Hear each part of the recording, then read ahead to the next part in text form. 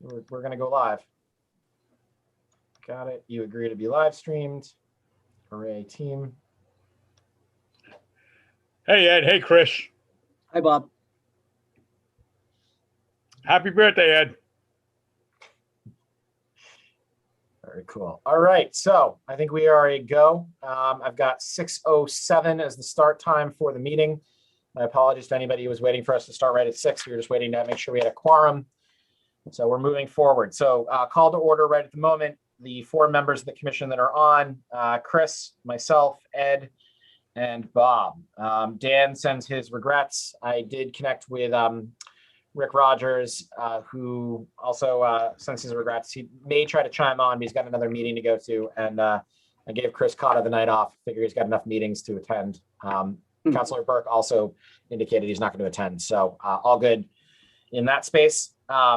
First thing on the agenda is the approval and corrections of the minutes for May 20th, which, oh, Rick Rogers is here. I'll let him in. That Dana had circulated. Can I entertain a motion to accept the minutes for May 20th? Make a motion, we accept. Okay, can I get a second? That Chris has seconded. Is there any discussion about the minutes? All right, hearing none. All in favor, raise your hand. I can see you. All right, minutes pass, unanimously approved. On to partner and working group reports. Town Farm is up first. Just a real quick update. We are still targeting a 4th of July update, although I will confess that our deadlines have moved twice due to project management and conflict issues with the provider. So we're still pretty close. Last time I talked to them, excuse me, they told me we were on task for the playground, but we'll have a more confirmed update a little bit later on this week. So there was a meeting yesterday that Rick Rogers attended. I unfortunately could not with them. And we're looking at a couple of challenges, just filling space, getting literally the fill that goes in around the poured in place rubber. But that thing will be open this summer, come hell or high water. We'll definitely do it. It should be fun. So yeah, it looks great. I pass by it. I stop in every morning to see how it's looking. It looks really awesome. Yeah. And I think, you know, there's the pent up sort of anticipation in town that when that opens, it's going to be a huge, huge win for us in the town. It's a great project. So I'm also thinking we should do a fundraiser where we put on the dual zip lines, Ed on one and Bob on another, and have them race, and people can play with us, right? Is that no? Yeah. Yes. Yeah. I don't even know how that would work in the gaming laws of Rhode Island. It's like, well, I went to jail for betting on Ed, you know? Anyway, cool. All right. Dog park, David Paul may hop on a little bit later on. He was just calling me a second ago and I can't unfortunately pick up, but if he does hop in, we may take this out of order and I'll just make a motion to adjust the schedule. So, and litter committee, there's nothing. All the wrong stuff. Yeah, there isn't anything noted from the litter committee at this particular time. I just kind of give them a spot. So. No, it's gonna go way over here. Yeah, sorry, Ed. If you want to speak, please do. There's a lot of background noise where you are, so I'm just picking it up. Not trying to mute you other than that. All right, so we have a couple of facility use requests that came in for us to look at. The first one is the Tiverton Public Library. In 1 second here, I'll pull them up on the screen. Oh, please.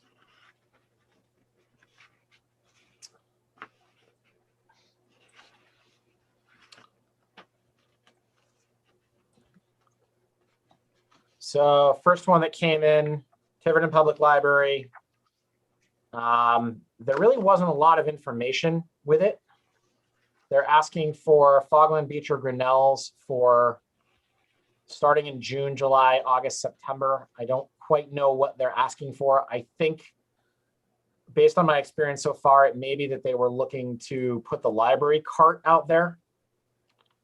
I think that they might be doing a beach reading. They did something like that last year, kind of, or tried to, but obviously the year turned out. I think they may be doing some kind of like reading, just getting people together and storytelling. Yeah, give me 1 second here to stop sharing. Take a look.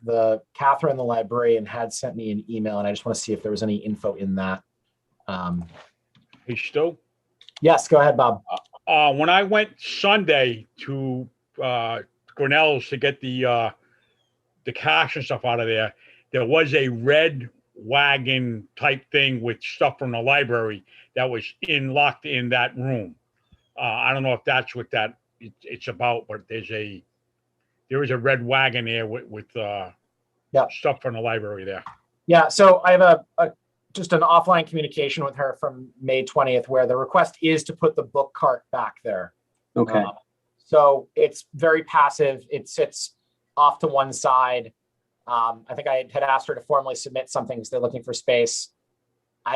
There's nothing in here that strikes me as a major red flag, and also the cart can move. It can be put over by the gatehouse if we need it to. So I'll share my screen again, but I don't have any red flags unless somebody else does. So I'll entertain a motion to approve the use of Grinnell's and/or Fogland Beach for the mobile library cart. I guess that's what it's called. Who's going to be responsible for that? Are the gate attendants going to be responsible for that, or? I think it's just something to wheel out in the mornings and just pull it out as part of the desk. To be honest, it's kind of nice. I mean, yeah. So I mean, here's the thing, Bob. I'm making the motion. We can have the discussion. We don't have to necessarily approve it, but I'm just making the motion so we can have the discussion on the table, if that makes sense. I'll second it. Okay. So now that we're at discussion, thoughts on, is this something that we want to approve? Are there any concerns or red flags? Seems like a good idea to me. I mean, I think it's nice town thing. It's at the beaches. Seems like a good organization. And to be completely honest, it didn't. When I was down there on Saturday, it was there. I just kind of wheeled it out. Like, it wasn't really a big problem or time suck. Yeah. I mean, looking at that, I guess they want to leave it there like all season. Whenever we're open, they want it. I mean, that's not a big deal. It's basically a self-share thing. I just want to know if something happens, are they responsible? Or we're not going to be held responsible if somebody steals a cot and runs off with it or something, right? No. Hey, No. I'll tell you. I mean, Look, I mean, here's my kind of thinking, knowing Catherine. If somebody decided that they wanted to steal all the books at once, she'd be fine with it as long as they returned them in bulk. So we can have Ed run after him. So what they're asking for is the ability to use the spaces to put the book to cart. The logistics and the responsibility for it, the stipulation can be that they have to maintain it themselves. Obviously, Recreation is not responsible should something happen to it. That work? Got my laminate. Makes sense. Yeah, please. Joe, did you have a question? Sorry, I just picked up back. No, I don't. Sorry. I was talking to my wife. Sorry about that. Yeah, that's what. All right, cool. So, and here comes Dana. All right, so I have a motion that I've made. Bob seconded. Doesn't sound like there's any further discussion on this. All in favor of approving the Tiverton Public Library's request to keep the beach cart at Fogland and/or Grinnell's over the summer? Aye. Aye. All right, thank you. Thank you, Rachel. Library is approved. I will let them know. Okay, next up, I'm going to let in Darcy Martin. She's been sitting patiently in the waiting room. So, Darcy, you with us? Yep, I'm here. How are you? I'm well, thank you. Thank you for joining us and for waiting. So we have a proposal from you to run a women's softball league. I'm going to just share the information, and then I'm actually going to recuse myself from this one just because my wife is involved with it. So the request is for the use of Balgamar softball field. It's basically July through the beginning of October. Daniel softball field, July through the beginning of October, and Pecasset softball field, July through the beginning of October. The only other piece of information I will offer, and then if I can, is as vice chair, if I can turn this over to you. is that there is no conflict from Tiverton Little League. We did check on that. So there is no, on any of the fields, they are comfortable with it, and they also offered their support. So Ed, if I can pass it off to you, and I'm gonna step out of this one. Stu, before you step out, can I ask one quick question? Did you also check for the men's softball league? So no conflict in total? Correct. Yep, they're good. Thank you.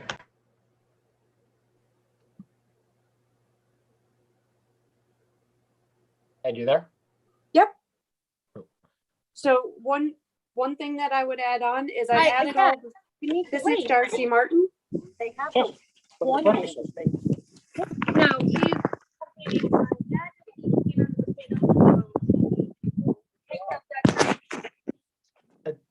Darcy, go ahead. Sorry, there was some background noise, but go for it. okay. So one thing that I would add is I added all the fields just because I wasn't sure of availability.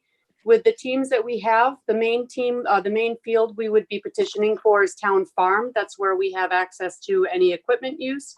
And we've got all of the CPR certifications, and we have also had pre-approval for insurance coverage from Paquin Insurance, and that'll be finalized this week.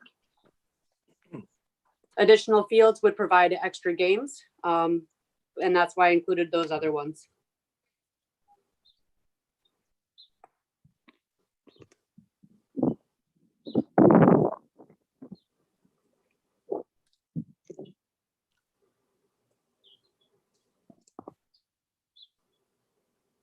Sounds Do you like, need any further information from me? no, sounds like a good program. Ed, I know the gavel is in your hand there. If you want to, I didn't know the gavel was in my hand. I couldn't hear anything. So I apologize if it sounds like I've been muted. Sorry. you have been muted. Thank Now you. you're unmuted. Now I'm unmuted. So what am I gaveling?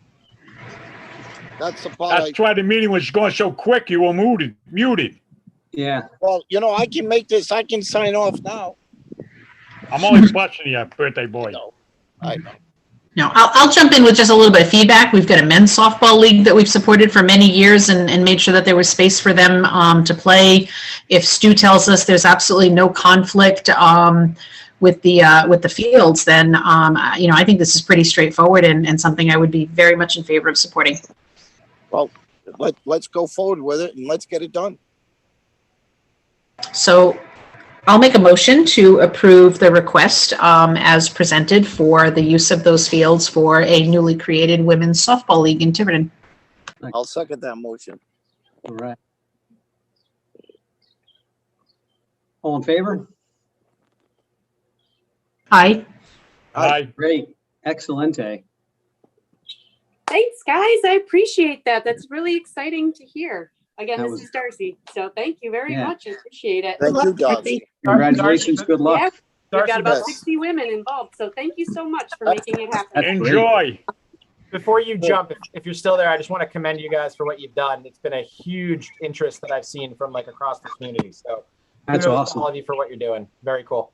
Thank you very much. Hopefully we'll have a little bit of a banner so that we can show off that the women's rec softball league really is a big thing and more people can join. So thank you so much for your support. You're welcome. All right. Thank you. You're welcome. All right. So next one up that we have is the East Bay agenda out here. East Bay Community Action Program. And what they are requesting is the use of the Bulgamarsh basketball court, June 25th for about 3 hours. They're having essentially an end of year celebration for some of the kids that are involved with that program. So my understanding of it is that it's just a ceremony type thing, fairly brief. We have no other conflicts in the space because nobody's requested the basketball courts formally, I think actually in a while. So there's no issues on my end with a scheduling problem. So with I make Make that, a motion and we allow it. Yeah. okay, so got a motion from Bob and sounds like a second from Ed. Second. Yep. Is there any discussion? All None. right, all in favor? Aye. Aye. All right, unanimously approves. Excellent. And then the last two that we have are from the same gentleman. Michael Campbell who has requested one on June 10th and one on June 12th. The June 10th one, unfortunately, there's already, in speaking with Little League, there are conflicts on all the fields that he's requested. So it's not available for him to use at those times. The June 3rd one, Belgamarsh, is open according to Little League. So I ran all of these past Dave Paul, and he was kind enough to communicate with me when we did it. I offer that from not whether we should approve it or not, but just this is what the scheduling conflict would potentially be.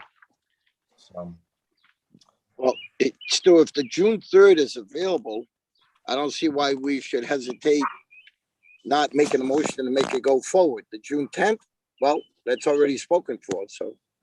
and I apologize. He submitted on June 3rd. It's June 12th that's available. Sorry. Yeah, sorry. I probably have a long day. Nope, I hear you, buddy.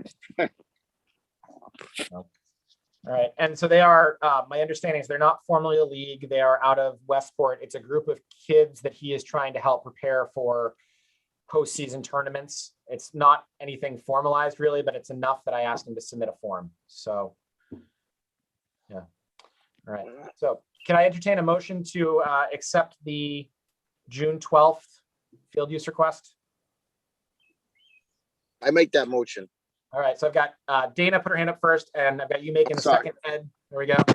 All good. Okay. All Sorry. right. Any discussion? All in favor? Aye. All right. And since the other one won't work because of conflict, I'll just let him know that that's not feasible. Don't worry about it. All right. We did not have anybody reach out for public comment, so we'll keep moving on that. Rachel, treasurer's report. Sure, thanks. Stu, are you able to pull that up on the screen? In a second, I will be able to. Yes. Sure, thank you.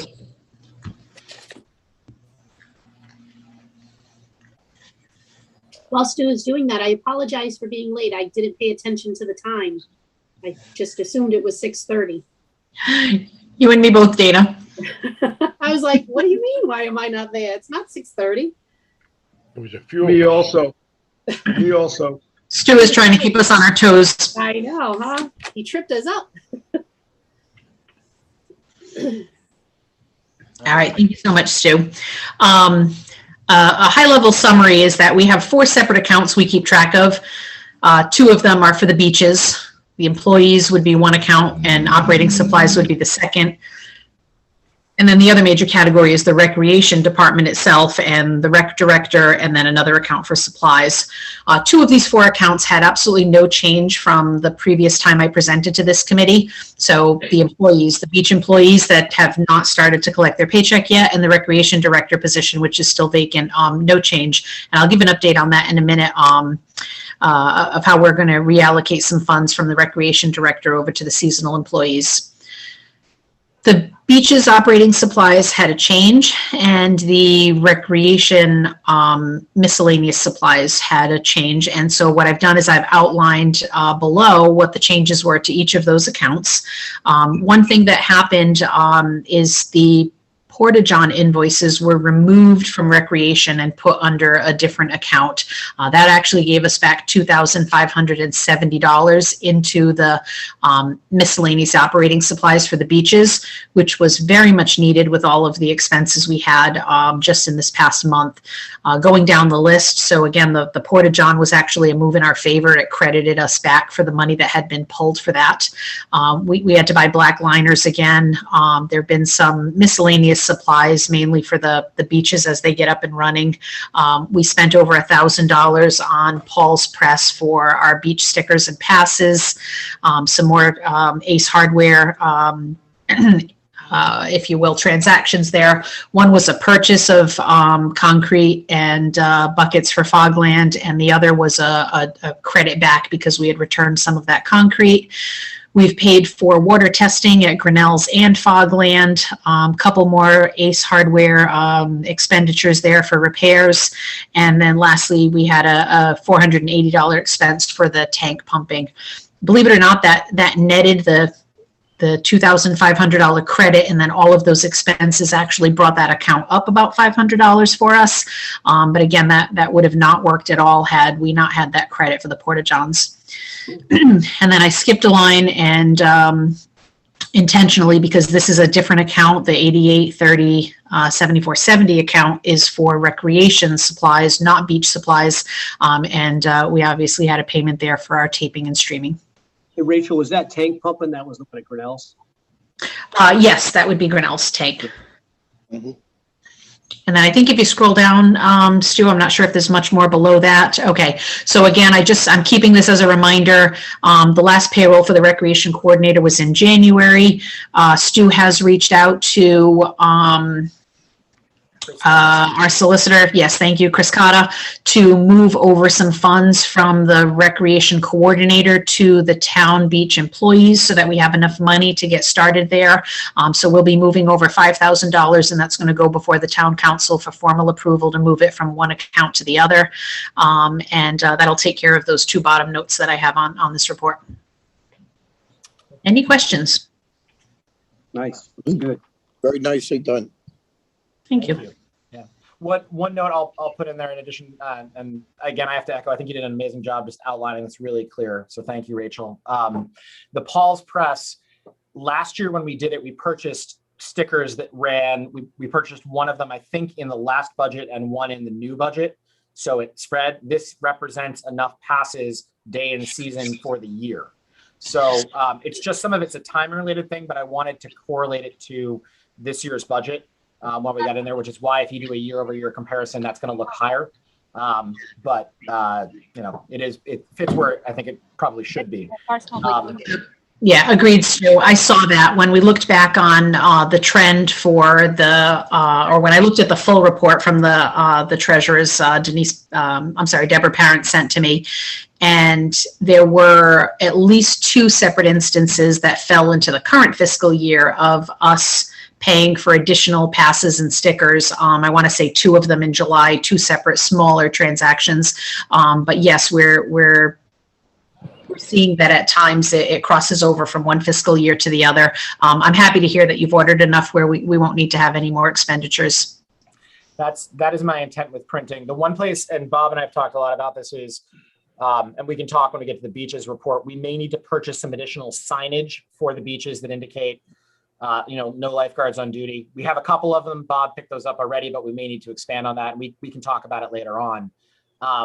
Only other note I would make in here, and it was a surprise to me, not that I don't love Andrew because he does a great job, but I was unaware that we as a commission were going to get charged for the recording and the live streaming costs, especially considering it's a requirement for us to be able to meet. So that was one of the reasons that I pushed to potentially try and go back to live. What the town council or what the town, administrator has asked is, while it is feasible for us to look at doing a hybrid, he said, could you please just hold off until after the town council goes forward? And I'm fine with that. I think we can manage a little bit longer. So not the end of the world. But they'll notify us as those regulations change. But that was an unexpected expense, but not a huge number. So cool. Any questions for Rachel? None. All right. Thank you. Cool. All right, Bob, would you like to give a beaches update? Yeah, we opened this weekend, Fogland. Grinnell's wouldn't have any lifeguards, so we're just there selling resident passes and stuff. I would say 99.9% of the feedback's been positive. They're very happy. There's no issue with that. Sunday, we did have a lifeguard on duty at Fogland, and it was crazy busy. There are a few hiccups, a few things that we got to learn as we're going along. We're moving along, but all in all, I think it was a pretty good weekend. We brought in some decent money. There's a few things that I'd like to see if we could do.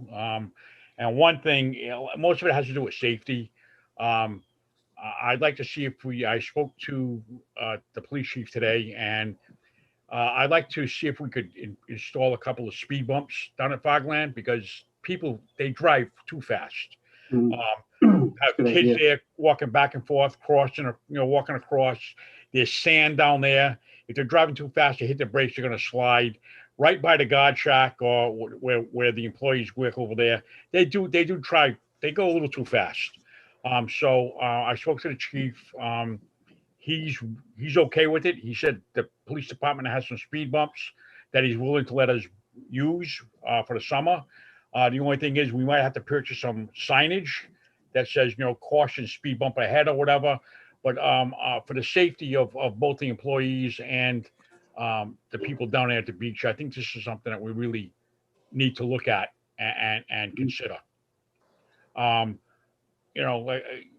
There's been a few little misunderstandings as far as who gets stickers and who doesn't. I worked some stuff out with Chris Carter yesterday.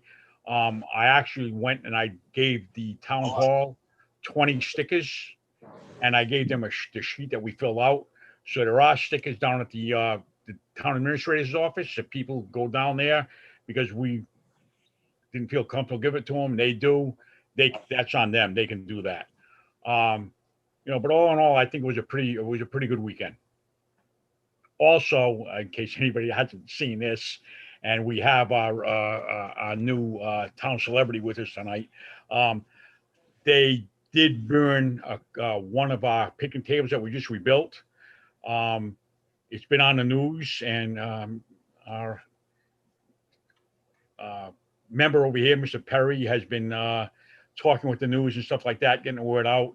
I just hope that we can find out who did this. It's just senseless. We just built these tables, busted our rear ends, and to get them done, to get them built. And it's a shame that this already happened. I did file a police report. The police is involved and stuff like that. So, but I just want to let people know that. And also, we were down there Sunday morning, a small crew of us rebuilding the last two tables that we had to build. Fortunately, Joe had some extra lumber so we could already repair that table that they burnt. It's sad that it happened, but it's actually, in a way, at the beginning of the season, it's pretty good for publicity because it's all around town. Like all the kids are talking about it. And I say kids, it's 20-year-old, 19-year-old. And most of them are really like, that was really stupid. Somebody did that, So sometimes it's good to get that out of the way early, and the publicity you got out of it, while it's negative, probably should help a little bit to keep things toned down. Oh, yeah, definitely. Yeah. It's like a silver lining in a cloud, or whatever you want to call it. But I mean, Something like that. My understanding from Chris Cotta is that the security system at Fogland is back on the town council agenda for the next meeting as well. They're going to review that. And I do want to commend, there were a couple of members of the town council that did reach out to lend their support. Joe, you were obviously in the middle of it, so you and I didn't connect on it, but we got to see your face on the news, which was cool. Yeah.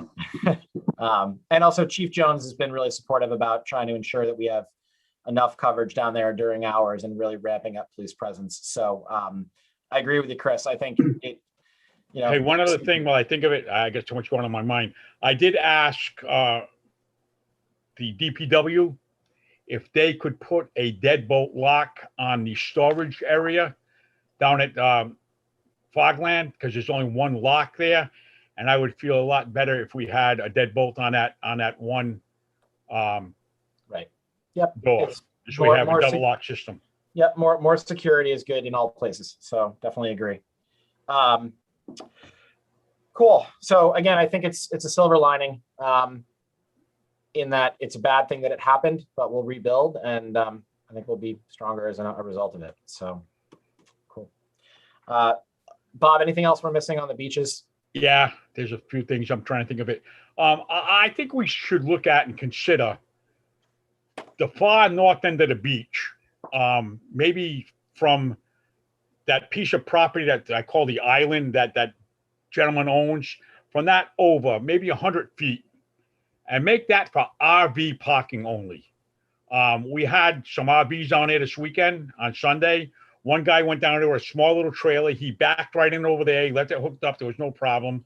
We had another person come down with a Class A, which is a bigger one, and they parked in like along the road, which is taking up a lot of spots. I went up to them. They were very, very nice, very cooperative. they ended up moving it and backing it in. But that down that end of the beach is where you get the deepest part between the road and the water. So I think if we could mark off 100 feet, give them 100 feet, so you can probably fit 3 or 4 RVs in there, and just put up 2 signs that say RV parking only, and just leave that just for the RVs. The other thing is, one of the lifeguards brought up a very, very good point about not having the ropes out in the swimming areas. And I noticed it quite a bit when I was down at Fogland on Sunday. Watercraft getting too close to the swimming area and the swimmers, plus the swimmers going out too far. You know what I mean? So if we can put those buoys back up, it would keep the swimmers within the swimming area and keep the watercraft out of the swimming area. I think that's a very important thing. And if the DPW doesn't want to put those buoys in, I would help go do that. I have a small boat, because all they have is 3 cinder blocks on there. And I agree. I think the jet skis come flying in there. That's probably there more was of a a few of them dangerous down thing, there. 'cause technically what that thing's doing is drawing a line around. That's where we're watching. And if you're outside of that, you're on your own. If you're inside of that, and it does make it easy for the lifeguard, because you're right. The lifeguards are one of the lifeguards who's been around for a long time is very concerned about this. Yeah. And I to be honest with you, I don't want to see losing her over this. Not this, I'm just saying. And those are new. I think they're new buoys too. We got new buoys last year. And then she brought up about Grinnell's, which is another good point. There's some strong current there in Grinnell's, where you got the, where it goes into the stone bridge and stuff like that. So again, she feels that, to keep people safe, to swim is safe, and keep them within a safe distance as far as the swim area, that, she feels that we should put those ropes back out. And I agree 100%. Anything we can do to keep people safe. Agreed. So I think you and I had talked a little bit about this before, connecting with, I think it was the fire department that had done it originally. They went out in their boat and did it, but I mean, as long as we can get them out there. So Bob, let's connect offline, and then Chris, we may take you up on that offer to go drop them. Like you said, I don't think there's a ton of weight. Haven't seen the anchors on them, but yeah, they're just cinder blocks with a rope line. Just gonna make sure the rope's long enough so you don't sink those things at high tide. Should be easy enough to do. DPW comments, if I may. Go for it. Yes, the DPW has done it in the past, taken them in and out. We do have assistance, of course, in terms of a boat, but it was decided, and it was not a unilateral decision by DPW at all, not to put them in. But DPW is certainly willing to put them back in if that's the decision that is made. Yeah, I mean, I think Bob makes a good case. There's a value in having it, especially as we're starting to get to the point where beaches are going to open up again and on a more full-time basis and having a defined swimming area. And it's probably not a bad thing for us to look at. So, and it's not just the jet skis, you got windsurfing, kite surfing, and whatever other things are floating around down there. There's a lot going on there this weekend. And like I say, there were some where they were way in too close.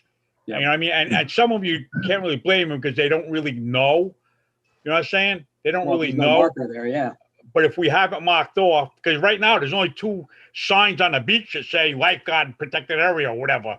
You know what I mean? And one pointing at each other. There's nothing in the water to tell people, there's a swimming area.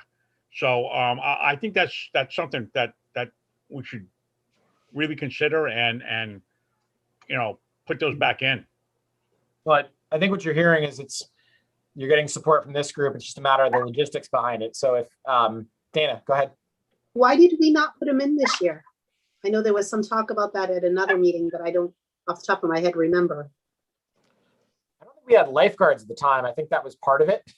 So there wasn't, we didn't want to define a swim area for people we didn't have able to watch the swim area, right? So it's like Department of Redundant Departments at that point. But so for now, it makes sense now that we're getting back into the swing of things to put them in. Joe? Yeah, if Rick's willing to put him in, I would say give him the go ahead and get it done at ASAP. Rick, you good with that? Yes, I'm certainly, DPW is certainly willing to install them. We would have to work out, if they're still in usable shape and all that, because there was some damage. I know somebody mentioned we had some new buoys, but my understanding is there was some damage. And again, I will check with a town hall, because again, the decision did not emanate from myself.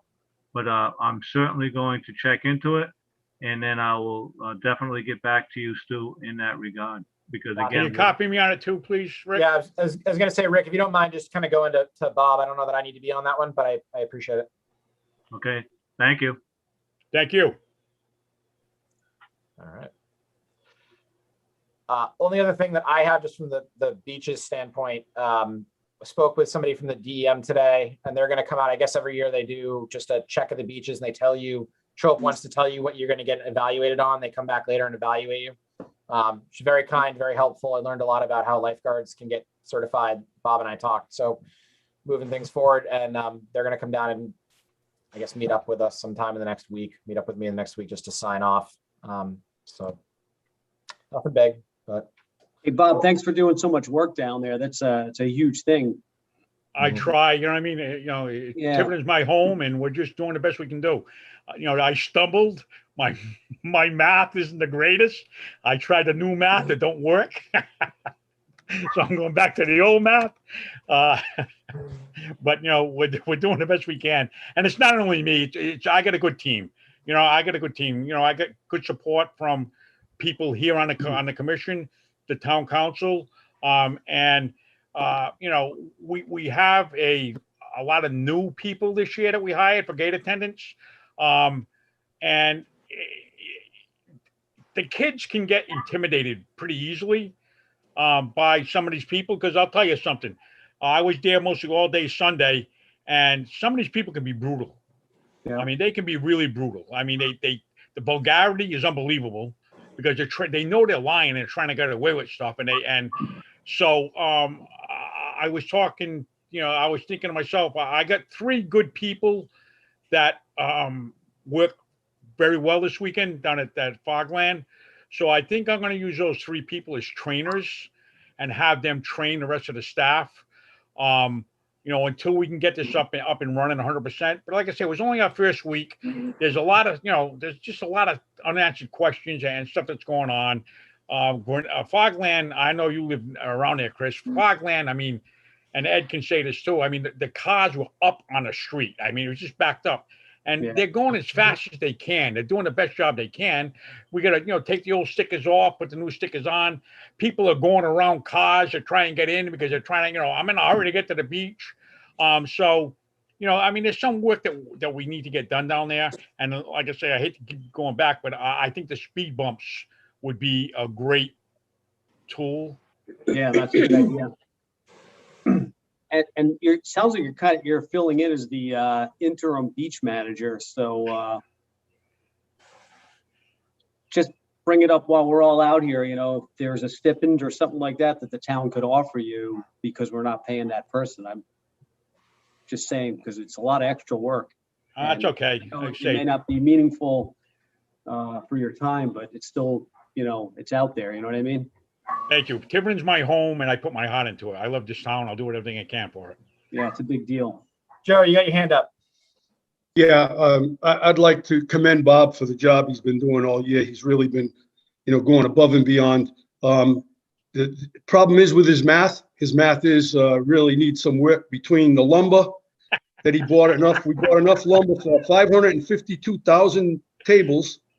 And, so, I don't know how he figured that out, but I still got lumber in my getting burnt.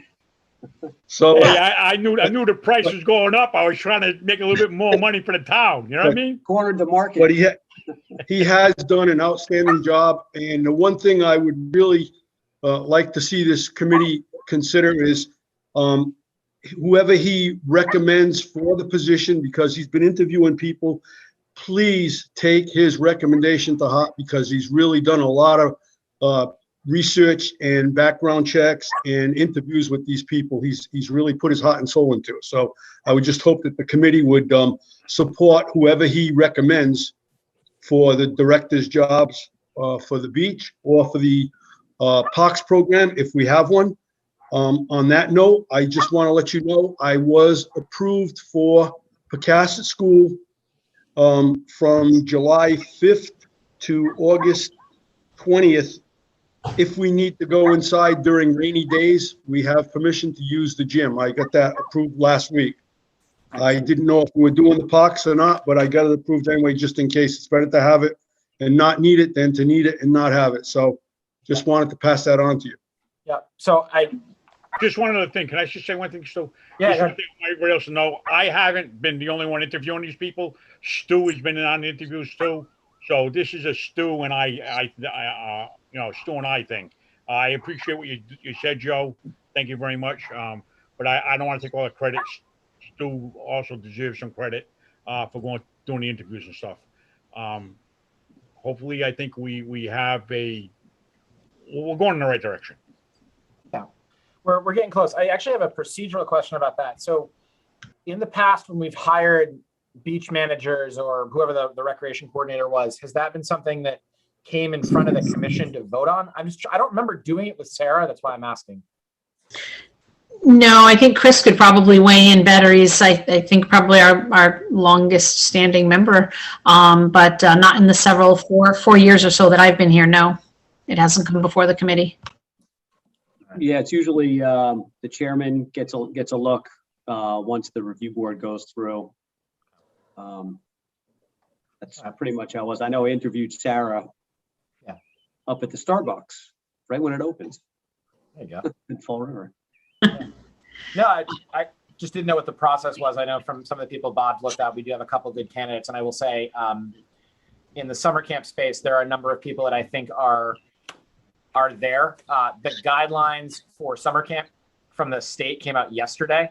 So now we can kind of move forward. I was hoping they'd be out a little bit sooner because it talks about what the COVID requirements are and stable groups. So this at least gives me something to drill down on. But we'll have an update on that by the end of the week now that I know what we're dealing with. So that's great news, Joe, because I think we're going to need that. Let's put it that way. We're planning on doing a summer camp. I'm going back to old math, by the way. That was just new math. And I'll just add a few extra comments. Obviously, time is of the essence for everything that every one of the positions that the two of you are interviewing for. Thank you very much for putting that time in. I will completely defer to what you think is best, and I think we should move forward right away with the candidates that you guys think are appropriate. I don't think they need to come back before the committee, and I agree with Joe Perry. If you think it's the best candidate, it's the best candidate. Yeah, we do feel like there's some strong people that would be a good fit in different ways. A lot of it comes back to being able to manage the responsibilities and also manage the right kind of culture down there. Because I've heard the stories about what transpired before that I think kind of, and Joe, you've talked about this, like just takes one person to have a really bad experience and then it dovetails. So I think we're looking for people that can help us make sure we've got the right environment for people that are working down there. So. Cool. Bob, any last words on beaches? There is, but I don't know. We'll save it for the next meeting. Sounds good. Well, we're going to leave it on here. Well, what do you think about the idea of RVs only down the end of the beach? I think it makes sense. I mean, I know traditionally that's been for fishing. Originally, we had signs down there that said fishing parking only to kind of keep the fishing down towards that end. But the RVs, would be fine too. It is the better part all the way down there. And when I was at the town hall yesterday, Chris Carter's the one who brought it up. He's mentioned about possibly putting campers down there on weekends, like overnight, like Friday, Saturday night, like they did down at used to do at South Shore. We felt that it would be a good security thing. While they're there camping, they could keep an eye on the beach. If anything, they see anything happening, like just happened this past weekend, they could be our eyes and ears until we get the security cameras up and stuff like that. But that's something I think we need to form like a like a subcommittee on or something, but get working on that pretty soon, where we can come up with some rules and regulations and some guidelines. I know Stu and I went down there early spring. We found what we felt was 6 good spots, 2 at the very beginning, 2 at the middle, and 2 at the end, that we could do this for the weekend camping. But then again, I mean, that's something that I think we need to look into, but the sooner the better. Yeah, and the overnight piece would require a ordinance change. So I think there's a lot of support for it. It's just a matter of getting the pieces together, and then we have to approve it, and then it has to go in front of the town council. So Correct. just kind of floating to this group, Bob and I and the chief and Chris Scott have been looking at updating some of those ordinances for a couple of different things. If I was able to get a meeting together between now and our next scheduled one, really brief, just to review and approve those so we can move forward, would folks be open to it, date depending? Yeah, for sure. Absolutely. Again, brief, definition of brief. So just to look them over and approve. Okay, cool. Like I said, on summer camp, guidelines only came out yesterday. The news is really useful, Joe, to know that we've got to cast it and look for something for me in the next couple of days now that we know what we're dealing with. But staffing wise, I feel like we're in a pretty good spot, not only with our stuff, but a couple other camps too. So that's going to get done. The only question in there may be related to if we want to look at adjusting fee structures. So that would require going in front of the town council, and there's pieces. So we may sort of stick a little more status quo this year. So I don't want to upset the apple cart too much, but you know, the issue with our summer camp is it never makes money. So never even breaks even. Let's start with that. It's not the making money. It's not even breaking even. So Really? Summer camp? I thought it was a moneymaker. Are you sure? the per hour cost for people that are going through summer camp doesn't equal out. It comes out to like $1 something per hour for students for what they're paying for a summer. Right, but the money we brought in always made enough money to cover the expenses and the payroll for the camps. Last couple years, because we had. Yeah, I was going to say, I think the last year, I can go back and look at the records, but the last time we ran a summer camp, I do think that it was a surplus situation. Yeah. I'll stand corrected then, because I don't remember it really. Yeah. I remember it differently then. I think when we increased the fees, because it used to be like $28 for 7 weeks, and then we went to $100 for a Tiverton resident and $200 for a out-of-town resident. That's when we started to make some money for the program, and that's been the last 2 or 3 years, I believe. And I think it was also being over like 35 or people, 40 signed up. Right. That was like a point. The last camp we had close, like over 80 kids. Yeah. Yeah, there was a 90 something, I think. Right. So the state guidelines call for 26 or fewer children per stable group, consistent with minimal or no interaction with children in other stable groups. That'll be a little more difficult. And then physical distancing, then there's the question of who's vaccinated versus non-vaccinated with children. That's a whole nother thing as well. So yeah, we'll come up with something. All right. Shirts will be ready Thursday for the staff and lifeguards. Cool. Very cool. Potential beach ordinances, just a real quick thing to share here. We're not voting on this tonight, just something to consider. And I realized after I sent this around that there's a loophole that we would need to close. So one of the things that's been floated around both by residents and folks on this commission is the idea of allowing a period of time where people can park, the folks that are coming in earlier, being able to kind of close that loophole so that it's residents can get in earlier rather than anyone. And the idea here is that this is the ordinance that currently exists. Anything in black is there. Adding something that says Tiverton residents with a valid parking sticker can get in starting at 7. So from 7 to 9, it's an extra 2-hour window if somebody from Tiverton wants to come in. Again, this is a discussion point. People think it's wrong. We can totally adjust it, but that was the first thought that popped up. So. Is this going to be all week or just weekends? I think the intent was to have it anytime that during the season. So all week as well. Yeah. Anytime the beaches are open. in this one. The So ordinance is that down saying a non-Tiverton resident can't come in at 7 if there's nobody there? They're not allowed in? we could limit it. Yeah, we could definitely limit the time frame for where this applies. Um, I agree. I think it would need a little bit of adjustment on the wording because it's under a section that says the area is closed sunset to sun. Rachel, we lost you. We lost your audio. Except for, Can't hear you. Hey, Chris, the biggest complaint that we heard last year was, and Joe and I would get there sometimes at 5:45 in the morning, and there'd be Yeah, I 20 get it. cars there. Yep. And they'd be taking all the prime spots. And then they wouldn't pay. You had to chase them, and they wouldn't pay and stuff like that. So we're figuring if we come up with, and there's nothing the police department could do. There was no ordinance or anything else that they couldn't do anything about it. So, we figured that if we could come up with an ordinance that states that, from 7 a.m. to 9 a.m., Tiverton residents were valid only. This way here, they can get the spots. Now, they come in at 10 o'clock and well, we don't want to hear it. We gave you the first 2 hours.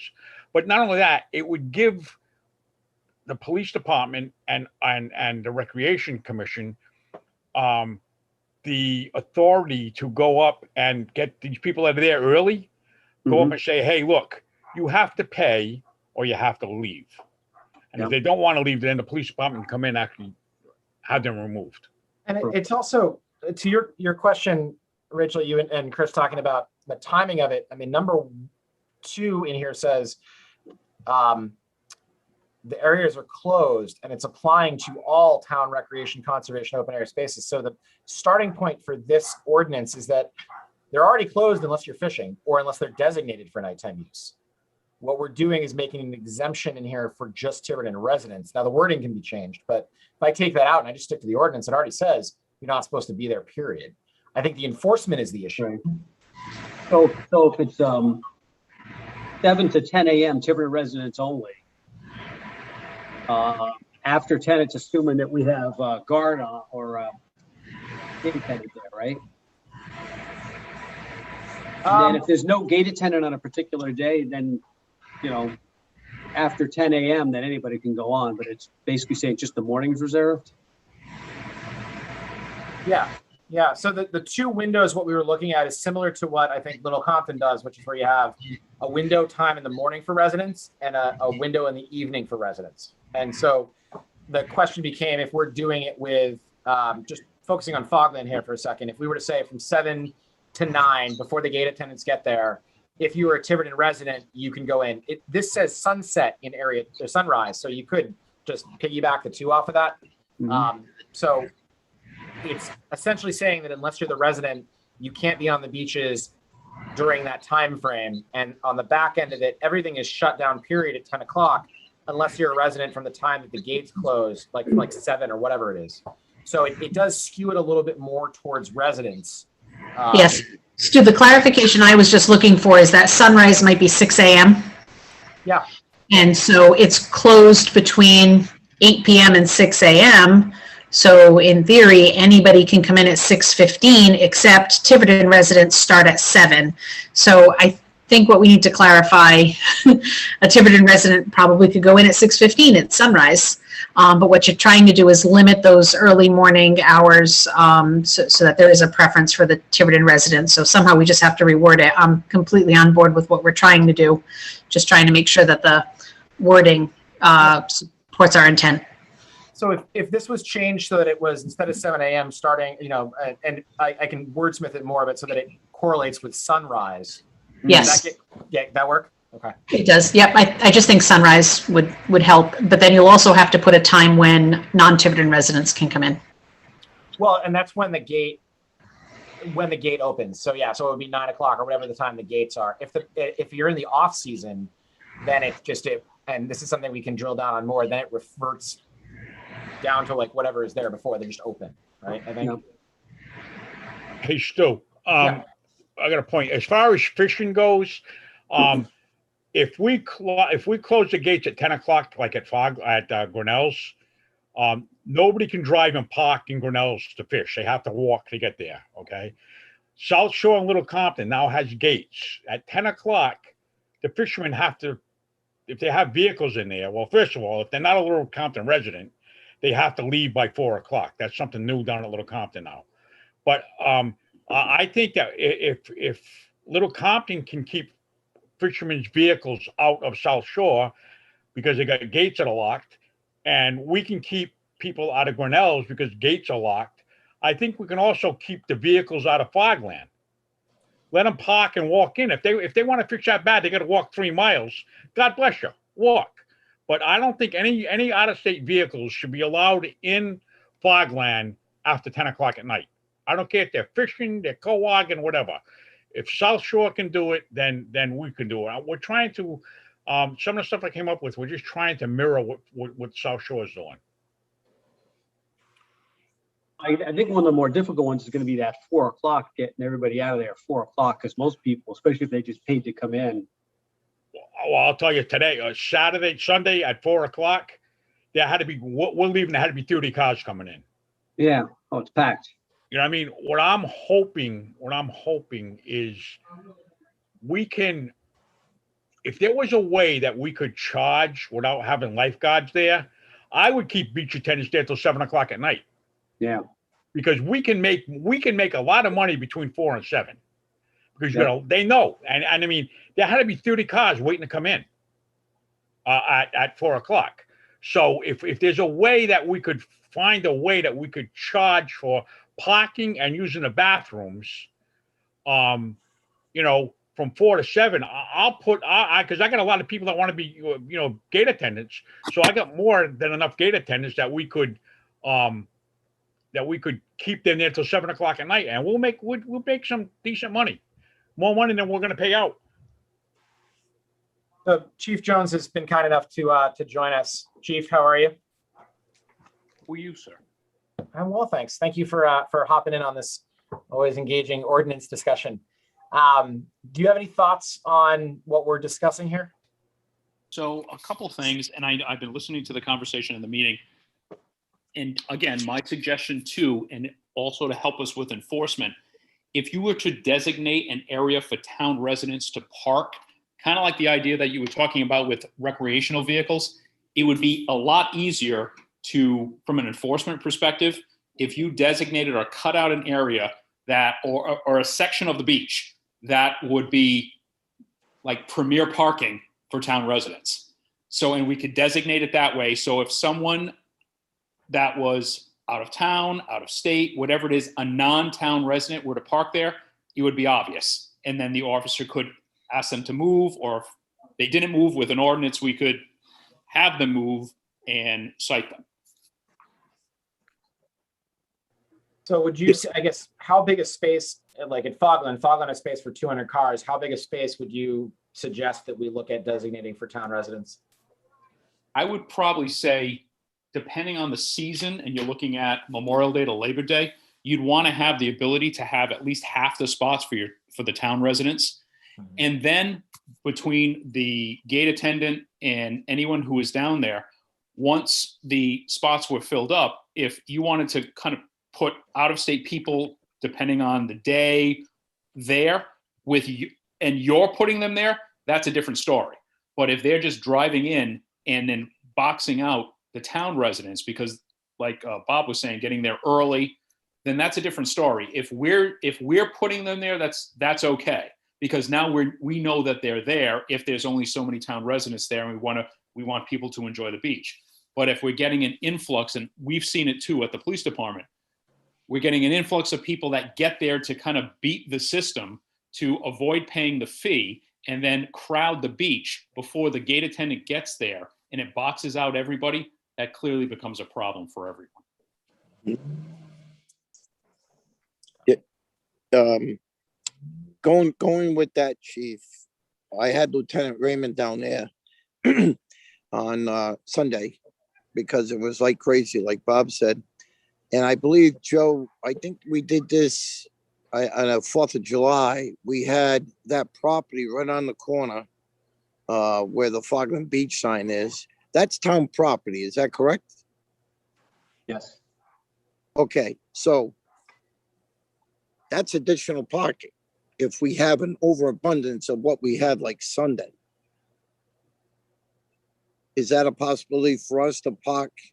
Let's just say the out of state is there, not maybe so much from the get-go, like go with the chief, have designated area for the Tiverton and say, okay, look, we can stop parking the out of towners or the out of state is here. I don't know if we've got that many people on a beautiful day, which was hot. That would be, we parked, I believe, 50 or 70 cars there.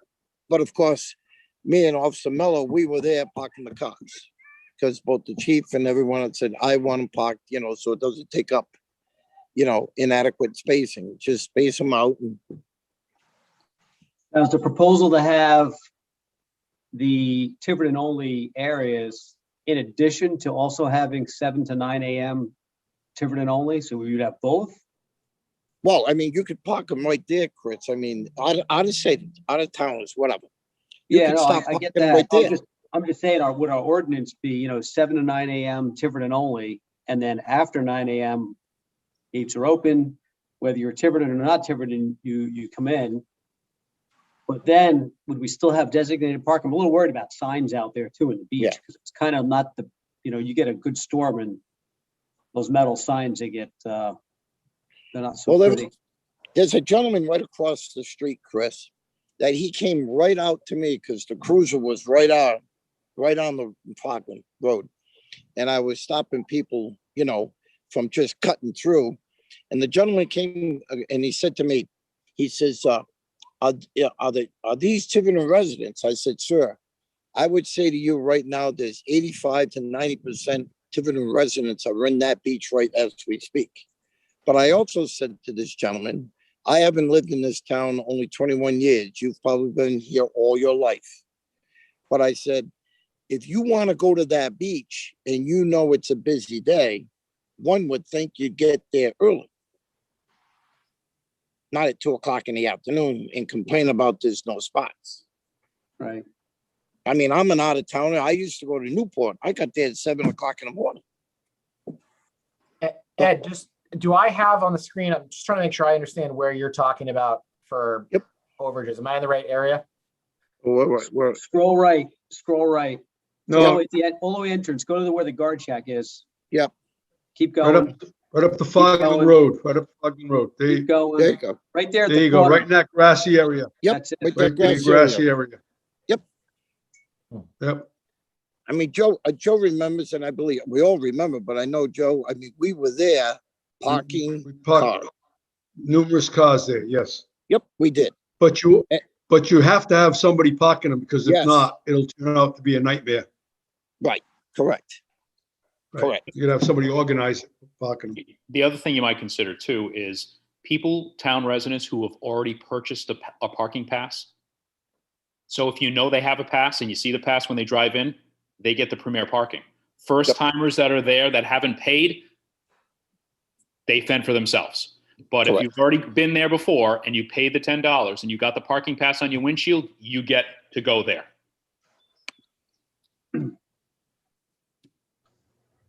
Right on.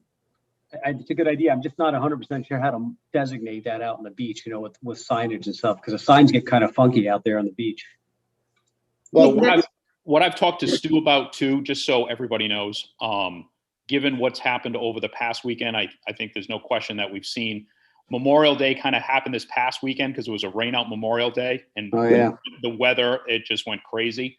So I've put on additional police patrols Thank you. through July 5th that we're going to have additional police officers. And I'm also going to have special officers at the beach every Friday, Saturday, and into Sunday, weather permitting, from 9 o'clock in the morning till 10 o'clock at night.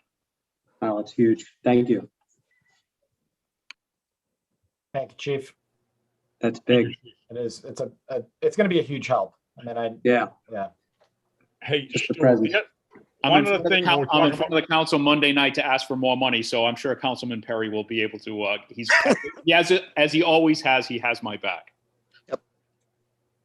Stu, the other thing we got to talk about and consider too, we have a lot of problems with is people that have boats down in the cove, They feel as though since they have a mooring down there, that they can get down for free. Now, most of them are Tiverton residents and stuff like that. There are a few that are not, the Massachusetts residents, or people who come in and say that they feel that they have the right of way to go down there because it's not Tiverton property, it's DEM property. But Chris instructed us last year and again this year, anybody that drives past that shack, they're driving on a town road, they have to pay. But I think we need something in an ordinance or something that states, that the police department or somebody or whatever has the authority, if they don't pay, to go down and have them either pay or removed. Well, we talked last meeting about connecting with the Harbor Commission a little bit on a couple of different things. Yeah. And I think that's probably a good conversation to have. I haven't had a chance to do it. I don't know if everybody else has. Is there anybody that might be willing to reach out to the Harbor Commission and just kind of say, hey, this is the challenge we're running into. What are you encountering? How can we work together? Oh, I'd love to do that because I see that I get the brunt of it anyways. Hey, Stu, how about if Bob and I do that? Because Bill Vieira is the liaison to the harbor. So he's been helping us with the tables. So maybe the three of us, we can work on that and get something done. Yeah, if you go to Tyler, the harbor master, he can tell you who's got moorings and who doesn't. And if my guess is about 20% are probably out of town that have moorings there. Maybe you offer them a Tiverton pass for a fee or something. Right. That way they can get in and out of their boats. That's what I was thinking is up their mooring fee a little bit. If you're a town resident, just up it $10 and you get a residence pass. Right. If you're a non-resident, maybe charge them $50. It's the same thing over at the boat ramp. There's 3 of the boats out there. They're all people from Little Compton. Yeah. And they just park right at the boat ramp. Yeah, and I think so. First of all, Joe, great idea. Thank you. I also think this is an opportunity that I don't know enough personally about how the Harbor Commission operates and what they're dealing with. And so we talked about helping design a sticker for them. And then, at the end of the day, if it's a situation where maybe the money's not coming into recreation, but it's helping support the Harbor Commission, I'm more concerned just about getting the problem solved than the money side of it. Than financially. So, yeah. Right. Yeah, if you don't mind, Stu, I'd like to, like Joe says, Joe, myself, and we'll get Bill Vieira with his big paintbrush, and we can work on this. Tag, it's all yours. Thank you.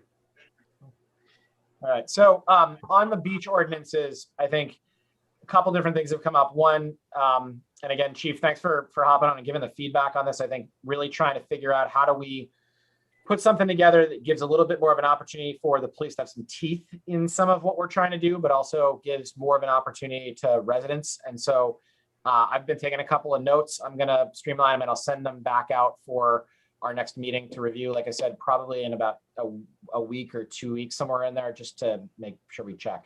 Bob, you got a question?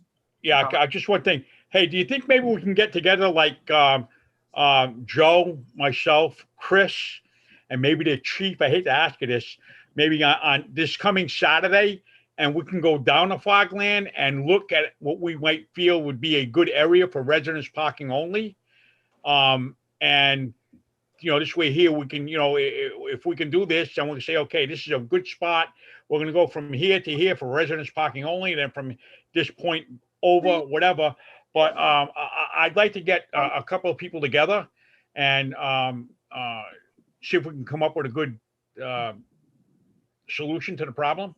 And like I say, I think I hate to ask you to do something on a Saturday, his day off. But I think if we could just get this done half hour or something, just to look at it and get everybody's point of view and move forward from there. Sounds good. Well, Yeah, I'll put a shameless plug in for it is our public safety day at the Longplex this Saturday from 11 a.m. to 4 p.m. So you're all invited and welcome. I hope to see you all there. And and again, another shameless plug. We're never off. So I would be happy to go down there and we can walk the beach and kind of figure it out. And I'm sure that we'll come up with a solution without question. Thank you, Captain America will be there this weekend. All right.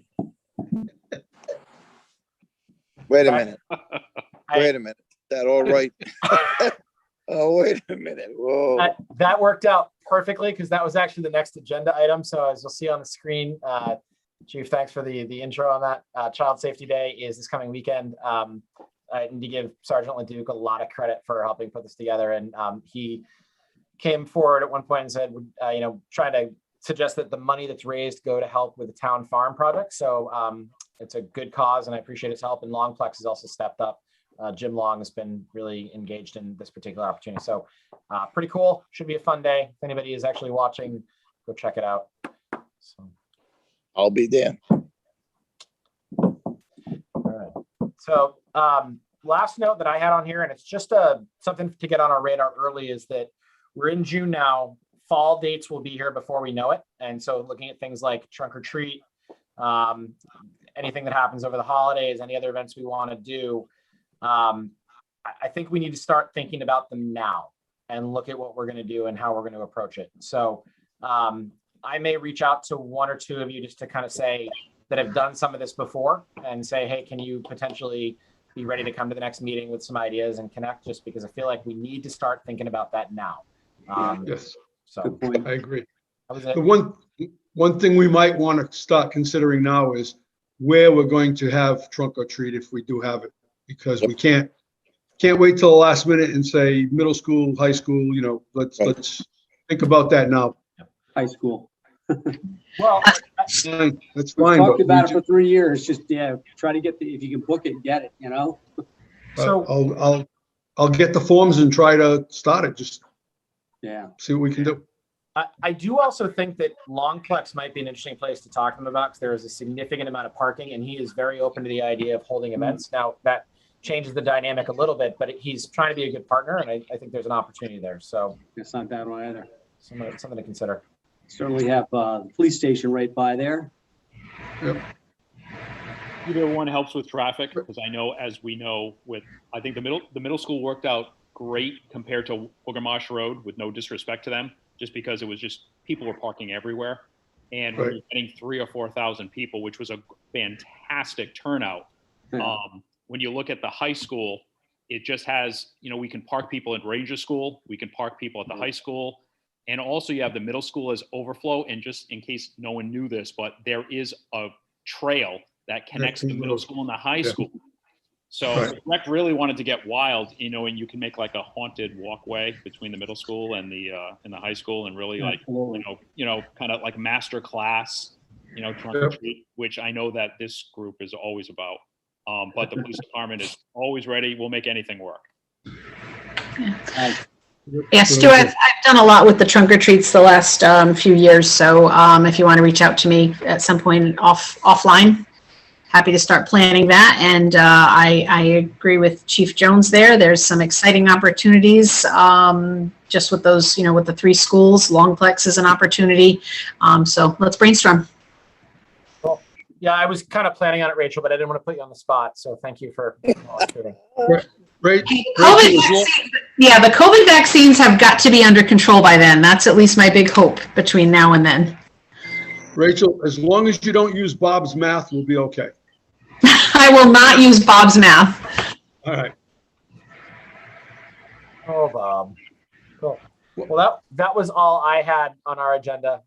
We covered a lot. Any other comments or questions? Yep, I have a question for you. Sure. Paul Nassif, baseball. I talked to him today. He's good. Okay, so it's all taken care of? Yeah. He was asking me if it was approved or not. Okay, thank you. Bob, are you working on any of the tables this weekend? We're all done with the tables at Fogland. We finished those.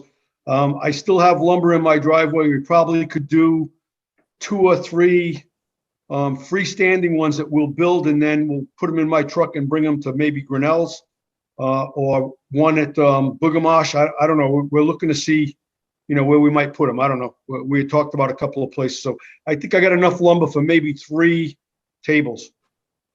And Okay. we also want to build a shelf for Yeah, we're going to. the for Right. Fogland to go against the other wall, because there's just not enough room in there. We need room to, for the bags, store the bags, and also like a little place sort of kind of out of the doorway where we can count the money. We're also looking at building new lifeguard chairs because the ones we have are in deplorable condition, and we'd like to build some new ones. So I'm going to see if the town has some more lumber that we can build some lifeguard chairs.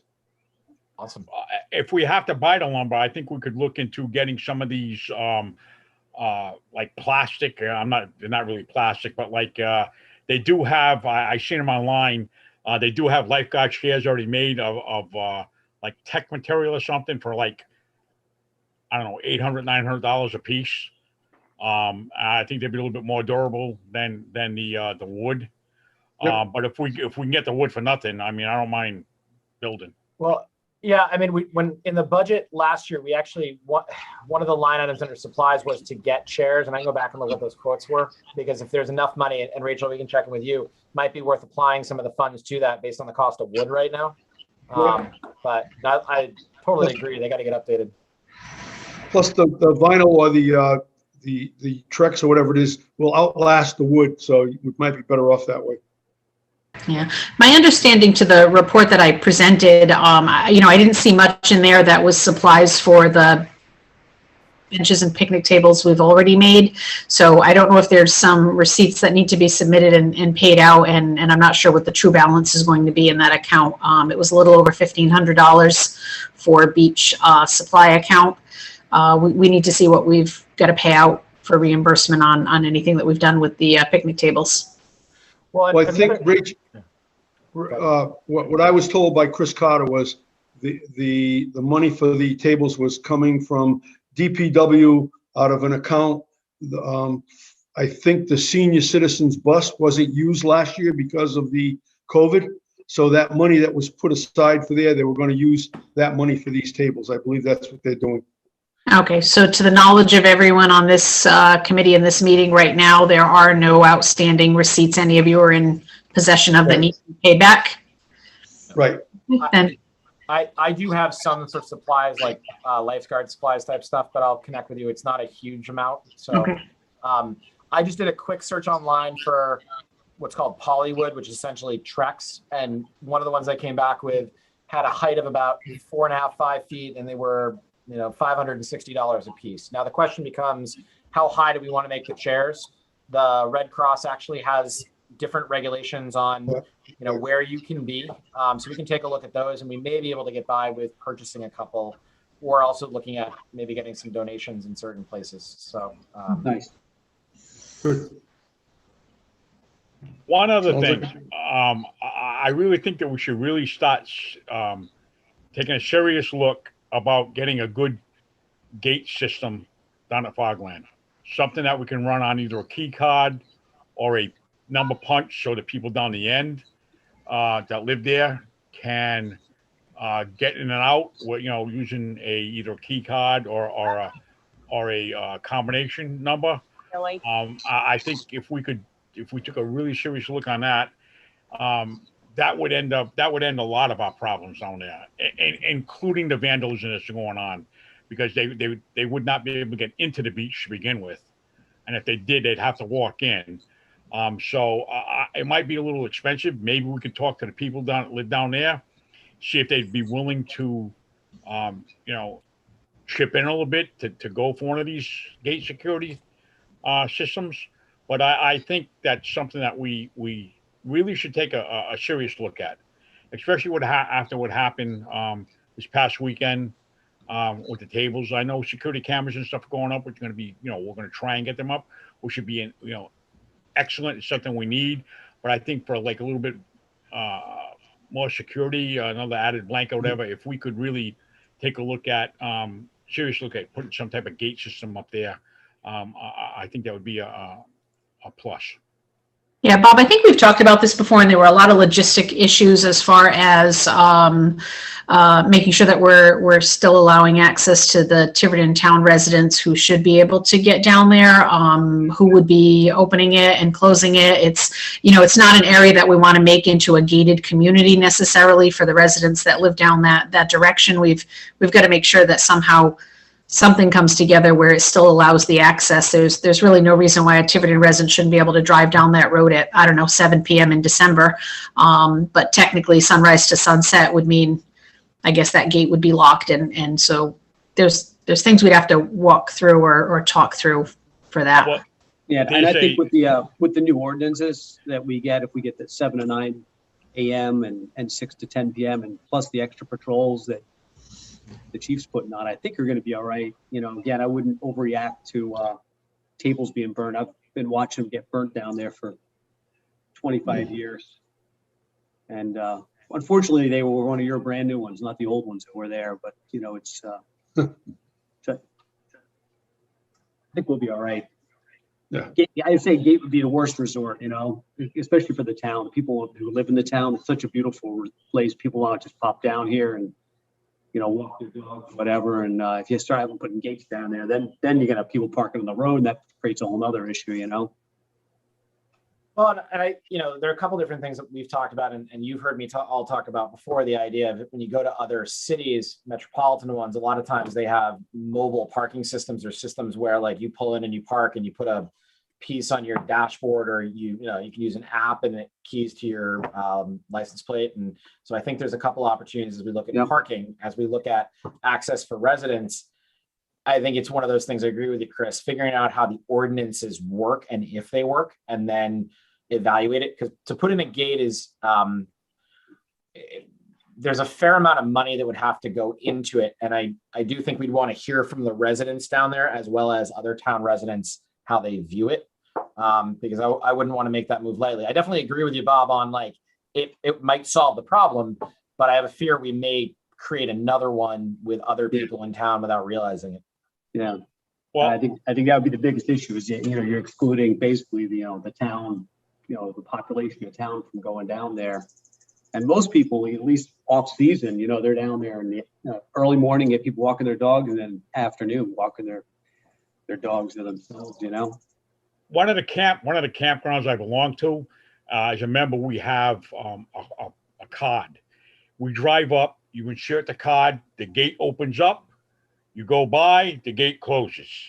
So as far as like the residents and stuff down that live there year round or the own property there, they could always get some type of a card, that comes with it. They can get in and out. The police department could have a card, the fire department could have a card and stuff like that. Or they also have ones with combinations where you punch in a code, the gate would open, you drive in, once you bump, the gate comes back down. But I just, just something to throw out there and think about. Yeah. Definitely, kind of a last resort though. That's like, you're gating off, again, one of the resources of town from the rest of the town. Yeah. I mean, look, if we figure out what the cost would be and then float it out there as a discussion item for the public to give feedback on, and we may find that people support it. We may find that people don't. I don't know that I have enough of an opinion so far on it, but I do think we can focus our energy, at least in the short term. Like, even if it was something to consider, I don't see us getting anywhere near it this year. So, getting the ordinances done and then having the opportunity to see if that may solve the problem before we have to go through that exercise would be good. I also think, Bob, the alternative is you can just move into the gatehouse and we'll put out a bowl of food and water, and it'll live there year round. There you go. Little space heater, maybe a fly trap. You can bring your chicken or flamingo, whatever that is. And you can practice your new math. All right. Yeah, I'm never going to live that down. No, you're not. No. On that note, is there anything else that we need to touch on before we adjourn? Can I get a calculator through the? No, you can't. No. Okay. No. I tried. Chief, again, thank you for hopping on. Always appreciate your feedback. Thank you, Chief. My pleasure. Thank you. All right. Can I get a motion to adjourn? I'll make a motion we adjourn to shut Bob up. I got a motion from Bob and I saw Dana's hand go up. So I got a second on that. Everybody have a wonderful evening. Thank you, guys. Thanks.